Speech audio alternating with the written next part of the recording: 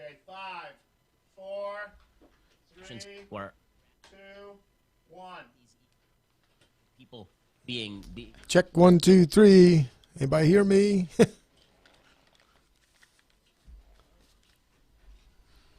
Angeles and You're live. in living memory. Well, In the United States.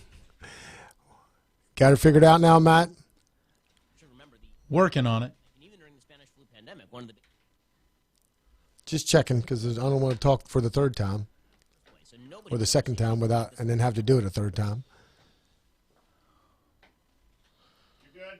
We're good now? Yep. Matt, we got it figured out now. All right. I guess nobody heard me from the get-go, so we'll try to do this. It won't be verbatim, obviously, but we'll cover the same subject matter as much as possible. Appreciate the patience out there in TV land and those that might be watching on Facebook or YouTube Live. We had a little technical difficulty here. Didn't have it yesterday. It was the only difficulty yesterday was my newness to having to fill a whole hour of programming minus a couple commercial breaks. So what we're going to try to do is this is what we're going to try to cover today. My stance on the Second Amendment and a little bit of history of the Second Amendment that many people are not aware of. We're going to talk about my stance on pro-life and specifically some of the stuff, and the Second Amendment also some of the stuff that I was involved in the legislature getting things passed. We're going to talk a little bit about road bond and some of the good, bad, the ugly, some of the misinformation that was done at the time to get people to vote for the road bond. And we're going to talk about I mentioned yesterday where we talked about the 2017 budget, and they missed all my our shepherd stories, Matt. That was the best part so far. Anybody that knew Walter Barr, basically the gist of our story was I had asked Matt what year he actually graduated Shepherd because we went at the same time. I believe he graduated a year after me, correct, Matt? Mm-hmm. But he had left and come back, and we were in FCA together, Fellowship of Christian Athletes, and I related missing the glory days of football and how the best compliment I ever got was from a guy named Walter Barr, which anybody that's followed Shepherd football for any length of time will know who Walter Barr is. He was basically was Walter Barr, and then Coach Jacobs for 1 year, and then Coach Monty Cater for 30 years. And of course, I was in his first recruiting class. But Coach Barr said at the Jefferson Invitational Wrestling Tournament I was officiating at the time that if he'd had me, if I would have been one of his players, he'd never left me leave the field because I was a pretty good third down receiver. So again, we're going to talk about the Second Amendment. We're going to talk about pro-life and some of the misconceptions with the decision in Roe. It's not even a decision; it's called an opinion, but it's a Supreme Court opinion in Roe v. Wade. Some people will probably hear some stuff they've probably never heard before, right out of that opinion in Roe v. Wade, and talk about the road bond, some of the good, bad, the ugly, and then we talked a little bit about the 2017 budget that I worked on and proposed, and we have actual figures from that budget right here that was proposed, and we might get a few calls. I'm expecting at least one, maybe two.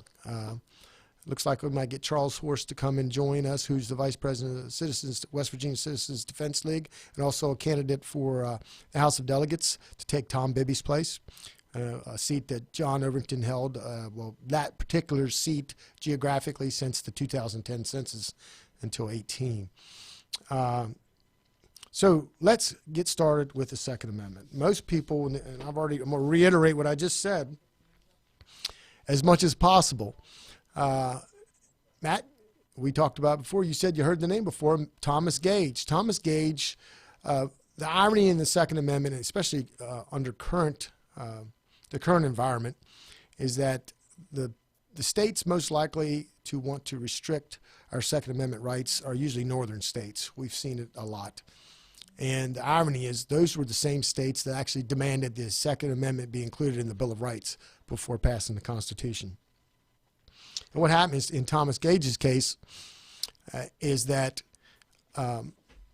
King George at the time was a little upset after the Boston Tea Party, and the Parliament British Parliament passed a series of acts called the Untitled Acts. And those acts restricted things like the First Amendment, the ability to have town hall meetings and things like that. And the next step was in this case, the governor, which was literally back then considered a governor that represented England, not really the colonies. Thomas Gage had the British soldiers go literally powder house to powder house and collect the powder and the guns and the muskets in the powder house. At that time, when you didn't have gunpowder, you couldn't fire your muskets. So what in response to that, after that happened before the Revolutionary War, that's why the northern states demanded the Second Amendment be put in the Bill of Rights. I'm going to talk about, got a call now? Charlie. All right, Charlie. Charlie's on the line if you want to jump to that phone call right now. Sure, go ahead, Charles. Hey, how you doing this afternoon? Good, how you doing, Charles? Good. Hey, just clear up real quick. Okay. Who am I talking to now? Well, you're talking to Mike, and Matt's here too. Okay. There's a delay. What I'm hearing on TV kind of had me messed up there. Oh yeah, turn that TV down. Yeah. Okay.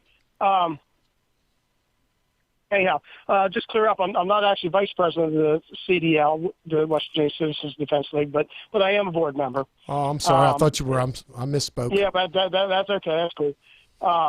And as you would suspect, I'm a very strong Second Amendment supporter, and I guess I'm running for the delegate for the 62nd district.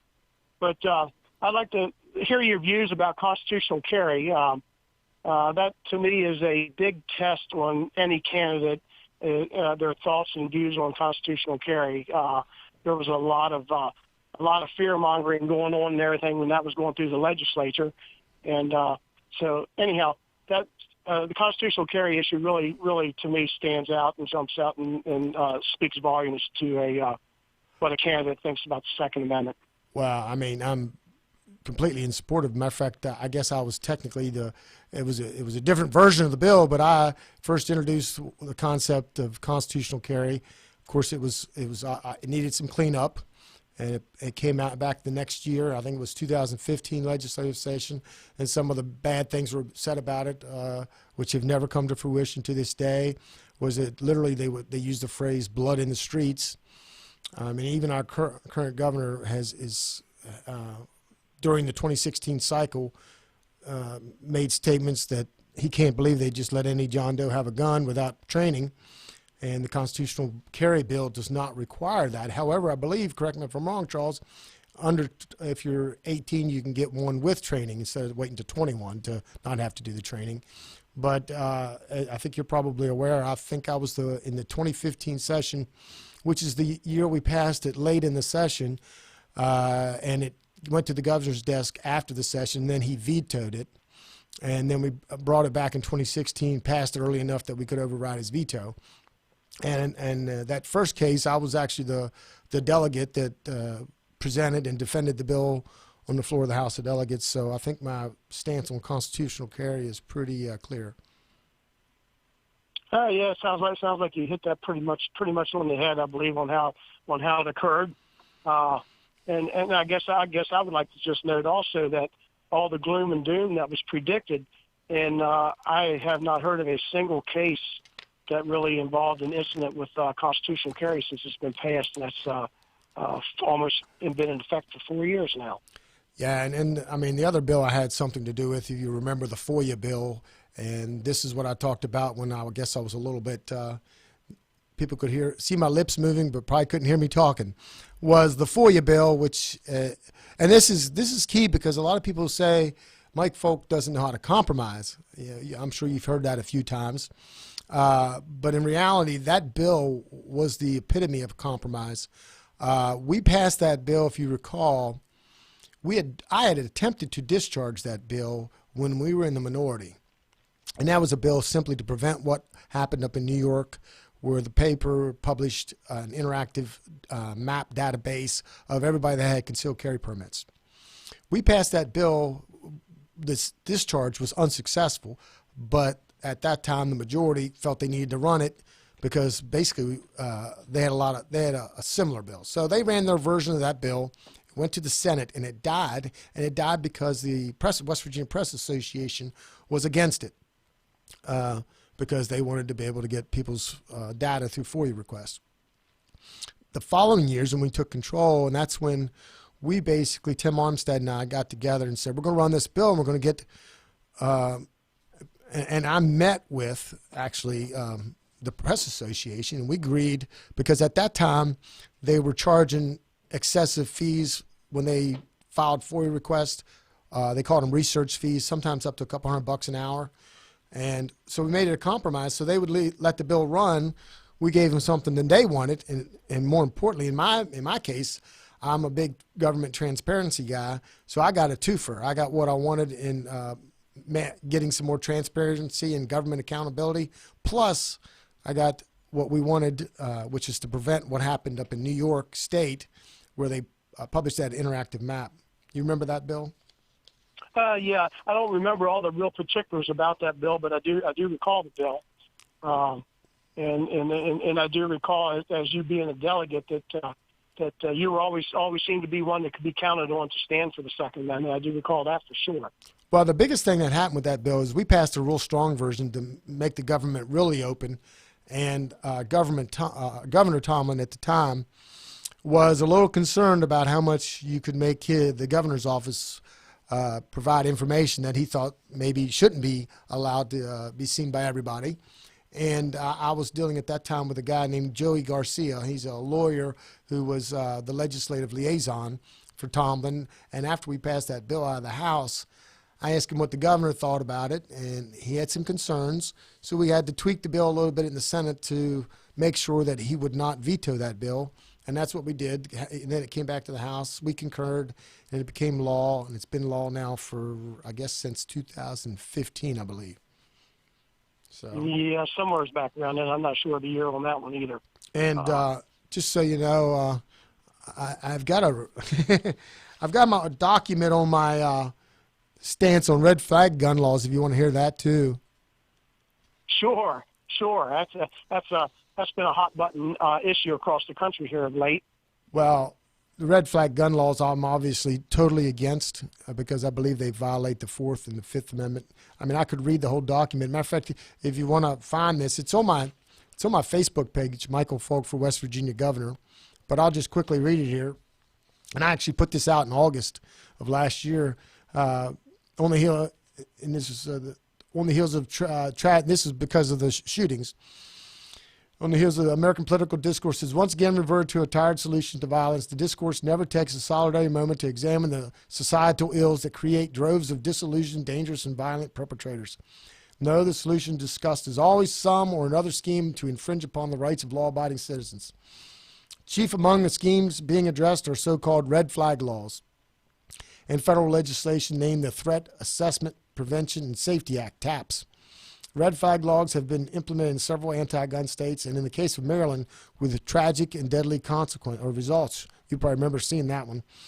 These laws eviscerate due process of the law and allow a judge to hold an ex parte, one side, in other words, you're not normally there, hearing designed to result in a court order for the immediate confiscation of firearms pending a hearing at some later date.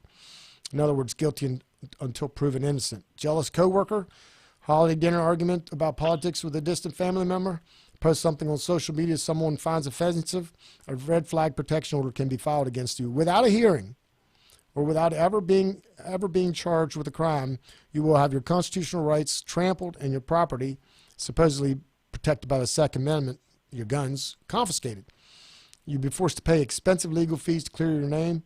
However, no penalty under these laws exists for those who wrongfully accuse you. Unconstitutional and unacceptable. And that's there's one more paragraph, but that's the gist of it. I'm totally against those red flag laws. Well, that's all. And there's something that I probably would note here.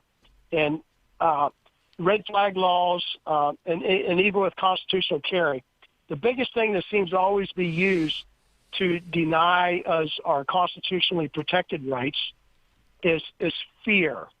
Fear gets drummed up in the media, and then it seems like this stuff is the end result of it, or somebody pushes for these kind of laws after the fear gets drummed up.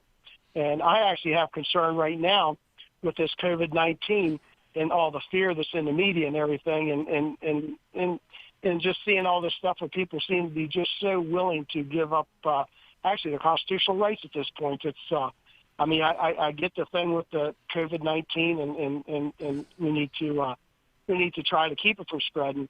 But the very idea of really giving up constitutional rights, I don't know. It's a scary street to me. It is, and I'll add just one other thing.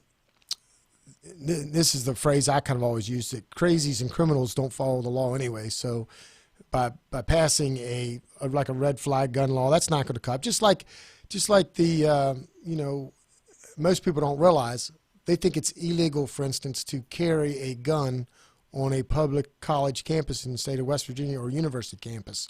It is not illegal in the state of West Virginia to carry a firearm on a public university or college campus.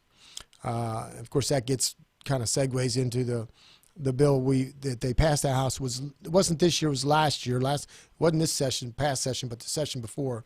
They passed the campus carry bill out of the House, and it died in the Senate Judiciary, I believe. And most people don't realize that that's not against the law. But what happens is, and I was in the House. We got it out of one committee my last year in the House and got it over to Judiciary, and it died in Judiciary. And I think we both now know why that happened that year. But what happens is the people that work at the colleges or universities, the staff, the faculty, and the students, through rules passed by the Board of Governors typically, they restrict those people's Second Amendment rights through coercion, basically, because if you're a student, you could be expelled. If you're a faculty or staff, you could lose your job. Yep, that's absolutely what takes place and took place. And I mean, we're both on the same page with that campus carry. There's no question about that. And I suppose if these universities would like to keep it to where they can deny the constitutional right, perhaps they shouldn't take all that state taxpayers' money. Well, and that's one of the logical conclusions, that if you don't want, I mean, if you can't be taking public funds and restrict constitutional rights, whether it's the First Amendment, the Second Amendment, the Fourth Amendment. It doesn't matter which one it is. You can't do that. It's a fundamental premise of being treated fairly. It's because whether you like it or not, all these institutions, if they're receiving public funds, they're part of the government, so they can't deny you your constitutional rights. Now, a private landowner, private establishment can tell you, hey, you can't bring your gun into this establishment. That's what property rights are about. But a publicly funded institution property should not be able to deny you your constitutional rights. Yep, absolutely. And the West Virginia Citizens Defense League, they absolutely stand behind that somebody's property. They can control that how they want. If they do not want to have somebody there with a gun, we stand behind that 100%. But the very idea that we have colleges that are funded with taxpayer money, and then they deny the constitutional right, that is just so wrong. I mean, it's just just flat wrong. Yeah, not the analogy, but the converse case of public institutions would be like, say, a West Virginia Wesleyan, which is a private college. They have every right, their Board of Governors, to not allow faculty, staff, or students to carry guns on their campus because they're not receiving public dollars. Now, the day they receive federal dollars or state dollars especially, they shouldn't have that right to restrict those at that point. But if they're not receiving state dollars, state taxpayer dollars, I don't think they have a fundamental right to restrict your Second Amendment. Yep, I agree wholeheartedly, and hopefully we can get that remedy to the legislature in the very near future. Hopefully we will. You don't have a problem if I get in there. You don't have a problem with me sitting on the fence on that one. Hey, thanks for your call, Charles, and you have a good day. All right, thank you. Better go to a break. It's about time for a break, wouldn't you say, Matt? Let's do it. We'll be back.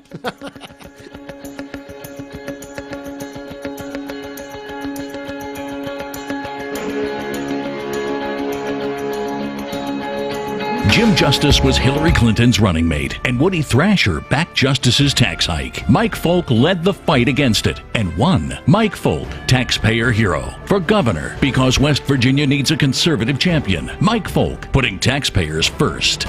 I'm Mike Folk. Jim ran as a Democrat, and Woody was one less than a year ago. Neither supported Donald Trump. I did. I'm Michael Folk, a pro-Trump Republican running for governor because it's time for a conservative change. The level of care that I got at WVU Medicine was top-notch. If you're not progressing in healthcare, you're falling behind. Is really an integration, looking at a clinical care network, looking at the good people who can help push the envelope and raise the bar for delivering a quality healthcare product. To have my life back is absolutely a blessing. I am beyond thankful for WVU Medicine. I absolutely 100% have my life back.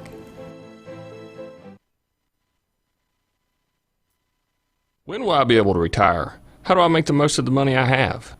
How do I leave a lasting legacy to my loved ones? I'm Philip McCoy, financial advisor with the Mirius Group, a private wealth advisory practice of Ameriprise Financial Services Incorporated.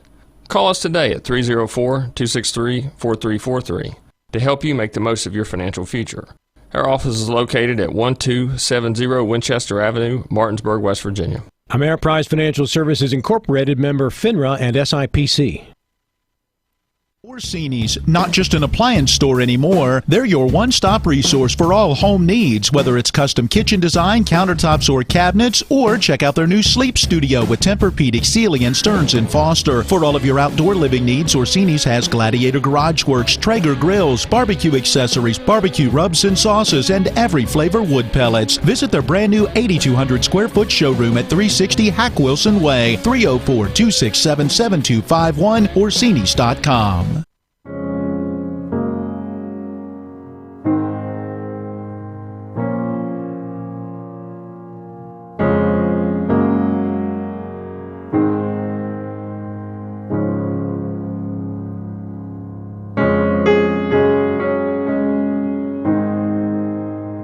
To prepare for what's next or to plan ahead.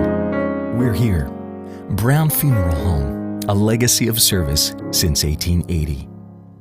With 4 new car dealerships and 4 used car dealerships in 3 states, Parsons is the largest used car and fastest growing new car dealer in the tri-state area. Take Parsons Ford with huge savings on hundreds of new Fords, financing from 0%, Parsons' goal of financing for all, and Parsons' famous above-market trade-in allowances that help make Parsons #1 for used cars too. See why so many won't buy anywhere but Parsons Ford in Martinsburg. We became #1 by making you #1 first. Parsons.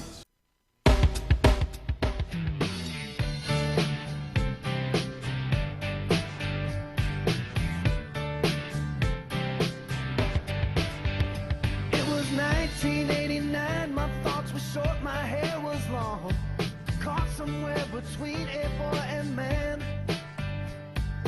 she was 17 and she was far from in between. Ready? Hey, just a little follow-up to what the discussion we just had just on those red flag logs. When I was researching them back in August when they were bringing up this topic, it became a hot topic nationwide, and several states have passed, and probably more than a dozen, I can't remember exactly, but the problem I have with them is a few amendments to a few of the Bill of Rights. The 4th Amendment, which has to do with probable cause. 5th Amendment, not depriving of life, liberty, or property without due process. The 6th, which has to do with a speedy trial and having the ability to confront your accusers. And then also West Virginia Constitution, Article 3, Section 10, which are safeguards of life, liberty, and property and judgment of his peers. Those are the biggest problems with that. Now we're going to move on to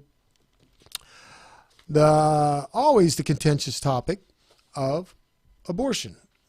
And I have, every time I ran for office, except for this one, for some reason I'm running this time and I'm not endorsed, but every time I was endorsed for 4 elections, I've received the West Virginians for Life endorsement. And matter of fact, somebody questioned why I didn't receive the endorsement to the West Virginians for Life. They sent to their Facebook page a message asking why not, and they got back and said that, you know, Governor Justice had signed one pro-life bill, the one born after pro-life bill that you protect after born alive. It's called the Born Alive bill, which was, first of all, in my opinion, it would already be murder if they were born alive and then you didn't take care of them. But to get to specifically what I mentioned earlier that most people are not aware of, and it's timely because of what Governor Justice said in 2016 when he ran. He was asked if he considered himself pro-choice or anti-abortion, and what he would have done with the abortion restrictions bill that Governor Tomlin vetoed. Justice did not respond, but he did say, here's his quote, "I'm not in favor of abortion. However, the Supreme Court ruled on this, and the law is the law." Well, the reality, Supreme Court decisions, what we refer to in short phrase called SCOTUS decisions, Supreme Court of the United States decisions, are not law. They are opinions by their very definition.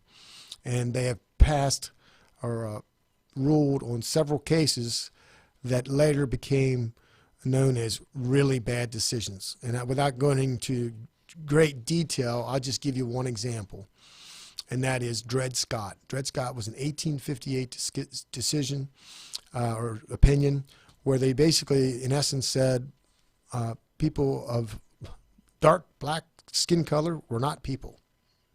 That's what the Dred Scott decision basically said. Didn't have the rights of citizens.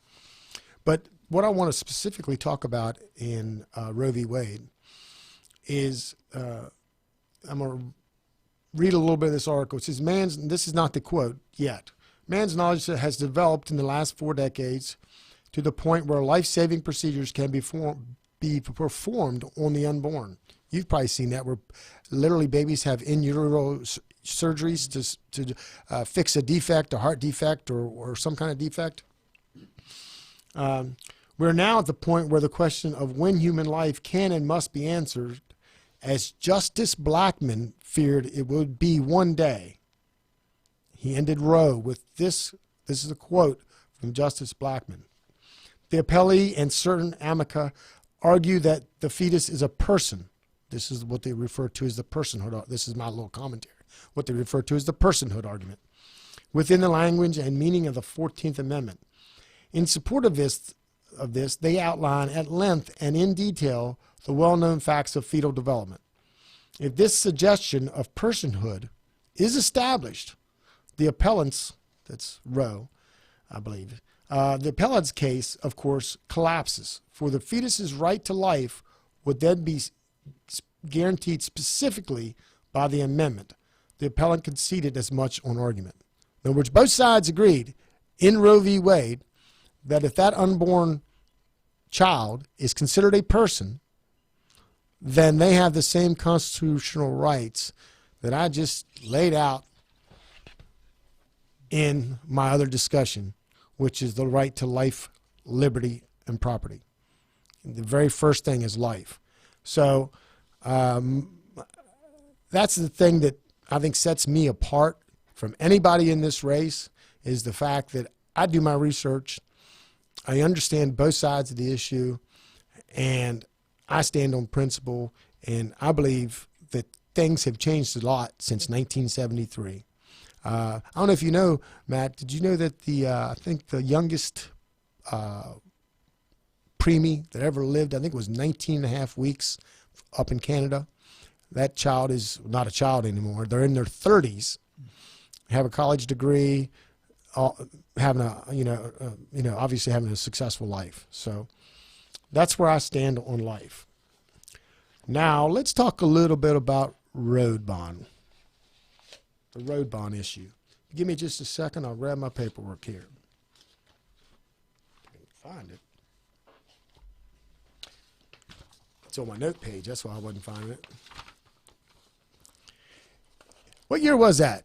2017, wasn't it? We voted on it in fall of 2017. Does that sound right? I believe so. Yes. So part of everybody's heard this Roads to Prosperity. You've heard of that, right? Mm-hmm. One thing I didn't know about the Roads to Prosperity until just recently from traveling all over the state. I first saw it, I think, in December, going to a friend had a Christmas party on the north side of 11 over in Marlow. And I was going back one of these back roads, and I saw this sign that say, Roads to Prosperity Project. Have you seen any of those around the state? Yeah, I've seen a couple of those, yes. Yeah, and I thought it was just like an isolated incident, but I've been going over all of the back roads all over the state of West Virginia, seeing these everywhere on back roads. And they say that they're Roads to Prosperity projects. Little blue sign. Yeah. I believe there's one off of Tuscarora Pike. There probably is. There's one, like I said, on Right. off of Route 11, just in the middle of Marlow there. You make a left going north, and there's one out that way. I've seen them in Hampshire County. I've seen them all over the state. I don't know what amount of money we are wasting on putting those signs up, but I think it's ridiculous. But to specifically go talk about what happened in 2017, I put out I have no problem with necessarily the government borrowing money through general revenue bonds to fix the roads. What I do have a problem with is doing it before we clean up the Department of Highways. People I've talked to, whether it's contracting, the way we do our projects, the fact, and this is the interesting thing, when I was in the legislature, I was known for calling out people if I thought there was waste in any department, and it was Department of Education. I had teachers reach out to me, tell me about it. Where there was DHHR, local people would reach out, tell me that you're right on, we can help you find where it is. And in the case of the DOH, it's very pertinent. I had a fellow that recently retired last fall. He's actually a member of CDL. That's how I got to know him first. But he was in charge of all the HVAC and electrical work in one whole district. And he said that he would have to go to a government contract to go get his conduit, his electric wire, all that stuff. When that contract was actually the same conduit, like he could go to Lowe's or Home Depot, the piece of conduit that you run your wire through or whatever, it'd be like $4 through this contract, but he could have bought the same thing at Lowe's for $1 a piece, and he's buying thousands and thousands of those things in the district. So there is waste in our DOH. Matter of fact, the people that I've talked to that are in the know, they think that we could probably save 5 to 10% just from the waste and the inefficient way we do business. And to put that in perspective, our roads budget is, from the gas taxes and stuff, is over $1 billion. So that's somewhere between $50 and $100 million that could be more wisely spent in the roads. But getting back to the bond, the thing that frustrated me the most, and I'm going to show this little map. We made this one map. The other map is actually, the top map is one we made. The bottom map is the one they published. It was a $1.6 billion road bond. But if you could see that number, the total projects that they counted under this road bond was 3.38 for the Roads to Prosperity part of it. Now, the other part of it is the bond was 1.6, but if you count the actual road bond projects, it totaled just under $1.9 billion. So the question I had at that point in time is, how do you do almost $9 billion with a $1.6 billion bond? And the reality is they can't. The then Secretary of Transportation, I think his last name was Smith at the time, actually was asked that pointed question once, and he says, yeah, we're not going to be able to do that. They were just suggestions, even though they said they were road bond projects. So here's the three things that I pointed out in that, and this is my comments on the road bond.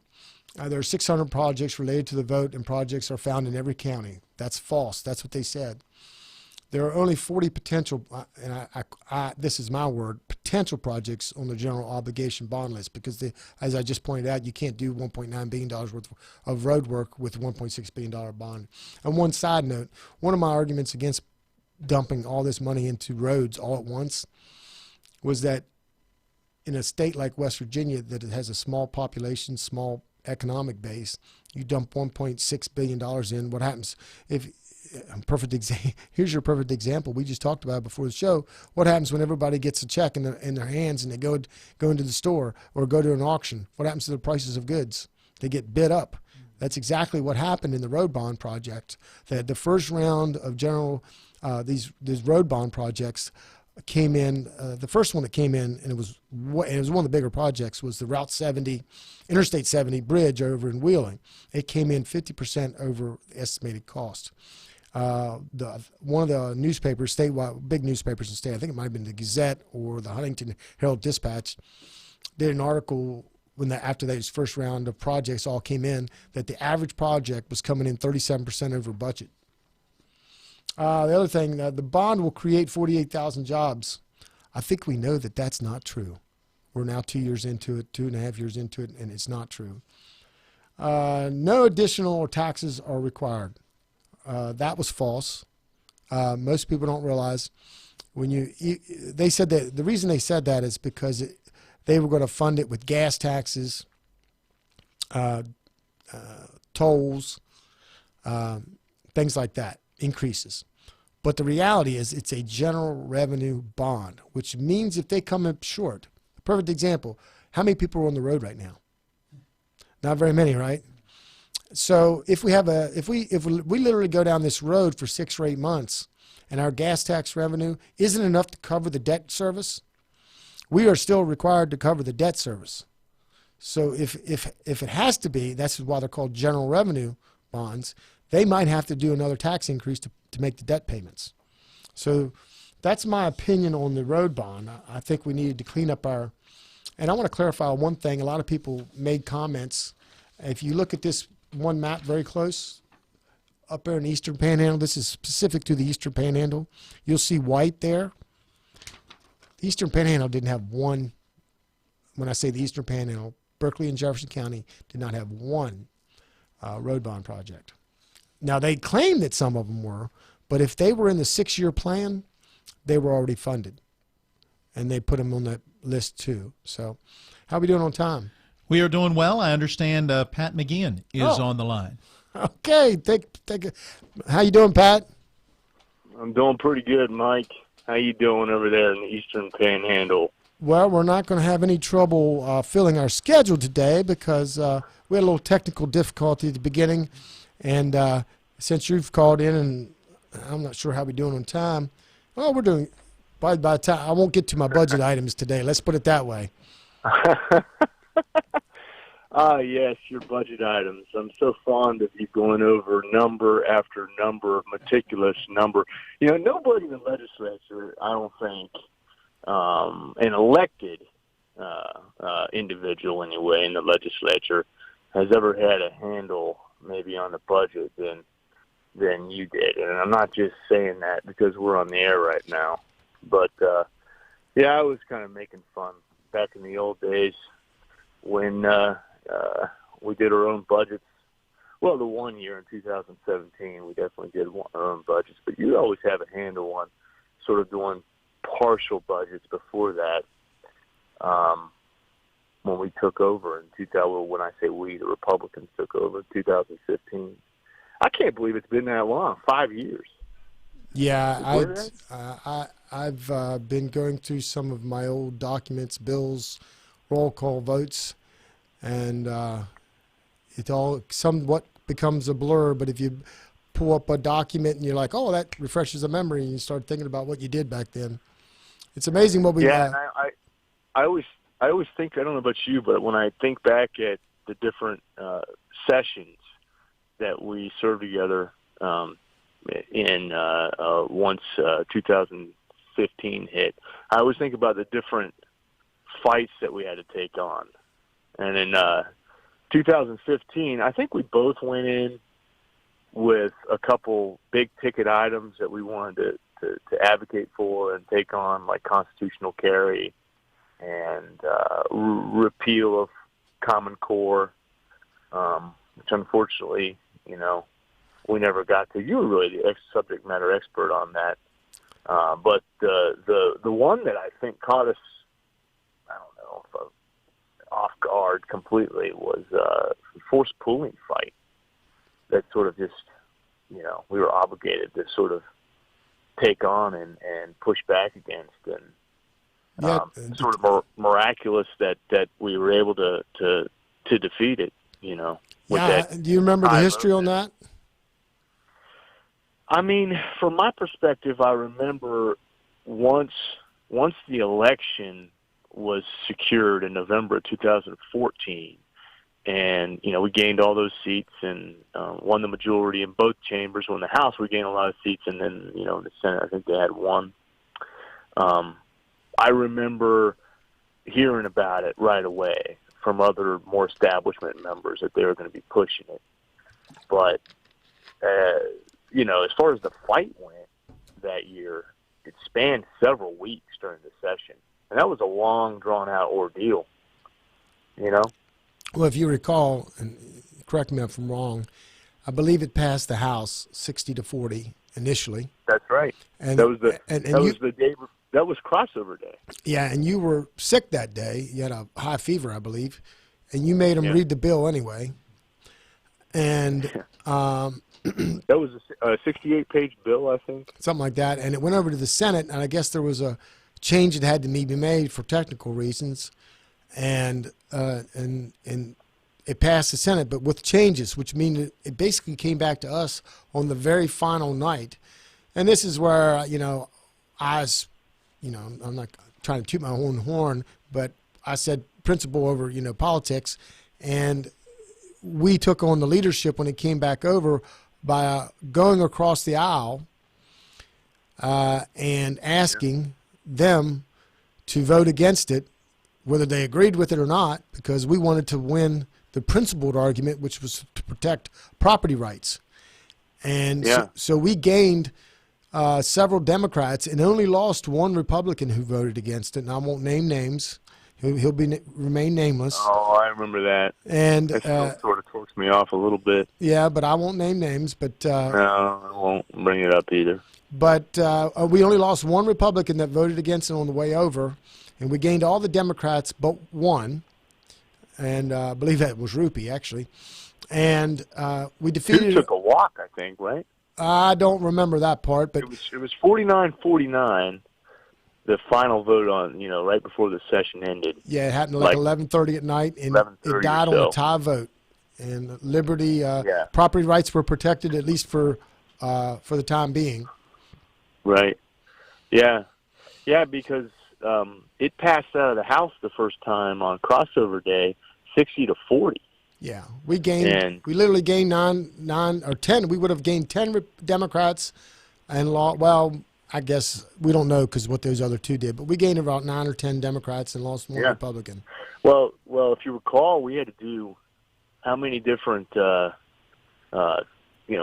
pull aces out of our sleeves and pull how many different parliamentary tricks right up to crossover day to force the issue. And then that's when the press started covering it and saying, hey, what's going on here? This is a bigger issue than maybe we thought. And because it affected the whole northern and eastern part of the state, just because it dealt with the shale activity. And that would have been a massive redistribution in wealth from property and mineral rights holders to large established gas and drilling operators, because you're essentially forcing property and mineral rights owners to sort of sign on the dotted line at lower prices than what they otherwise would have been, because these guys were, trying to wait for prices to come back up before they would commit to selling. And if the gas companies got their way, they would use the law essentially to force the issue, and they would get their they would get a big break in price essentially. Well, and I think, and this is one of the arguments, because I'm on speaking basis to the natural gas industry people too, but I basically told them they were cutting their nose off to spite their face too, because quite frankly, what happens is if we got 5 minutes, okay, if you allow a forced pulling to force people to sell their property rights, and then the gas companies go out there and drill, as they say, drill baby drill, and then you end up having a massive influx of supply in the market. And what do you think natural gas, I mean, they're already very greatly depressed, less than $2 right now. What do you think they would be if they were allowed to have started forced pulling 4 years ago. Right. That's a good point. Yeah. Yeah, it just wasn't right either. A lot of people leave their mineral rights and their property rights to their kids, and their grandkids, because they know that those are assets that will gain value. And essentially, you'd be stripping that away with the law. So, well, I think it's bad policy anytime you restrict property or try to take people's property rights. So that's right. Well, you got anything else to talk about? No, I just wanted to catch up with you real quick. Hope everything's going well on the campaign trail. I know you only got about 5 minutes left here. I wish I could have called in earlier. No, you're fine. It's done well today. I actually won't get everything covered because I was going to go into great detail on that budget that we did in 2017. I'm actually getting ready to, and there is a pun intended with what I'm getting ready to say. I'm getting ready to go obstruct a little justice, and because I've got 500 signs in my excursion that people are begging for all over the state, so I'm going out to distribute those, even if I have to obstruct a little justice to do it. Oh, good deal. All right. You have a good day. All right, man. Well, if anybody's listening out there and they want a principled man who's a strong constitutional conservative, vote for Mike Folk. Thanks, Pat. Have a good day. Good evening. Take it easy. God bless. All right, you too. Bye. 3 minutes to go, and you want one last commercial break or no? It's up to you. Take a minute, and then I'll finish for 1 minute. You got it. We'll be back after this. Terrorist nations and gang-infested countries. Yeah, there's no way I can cover the rest of that. But that's what Governor Jim Justice endorsed. And Woody Thrasher supports Justice's plan. Makes sense. Both supported Hillary Clinton for president. Only one governor candidate says no to open borders and bringing refugees to West Virginia. Mike Folk. Mike Folk for governor. Defending our conservative values. Taking care of our own. Mike Folk for governor. Fighting for us.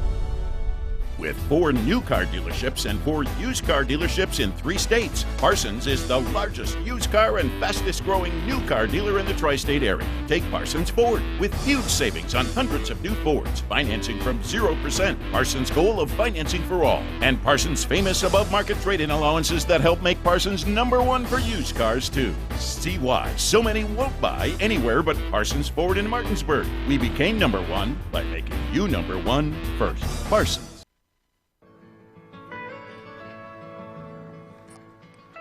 You couldn't have. I think you were queuing Country Roads, weren't you there? All right. I'm not going to sing it for you, though. Go ahead. Why not? Not unless you join in. Maybe next. We'll both practice in the shower one of these days, and we'll actually get in there and do it. Hey, thanks for tuning in for y'all today. And then if you have anything at all that you want to discuss, I hope you, even if you weren't able to tune in live, you listen to this on a tape delayed basis. You can find it on my YouTube channel, Michael Folk for West Virginia. You can find it on my Facebook page, Michael Folk for West Virginia Governor. If you have any suggestions or have any questions at all, reach out. You can send me a message on Facebook, Michael Folk for West Virginia Governor, or you can send me an email, mcfolk, number 34, at gmail.com, and that's my old college football number if you don't remember, Matt, 334. But mcfolk34 at gmail.com, and of course you can always, if you want to text me or send or call me, it's 304-279-6797. Be safe out there. Be safe, be responsible, wash your hands, and take care of your neighbor. Have a great evening. Days passing, days yet to come, and the message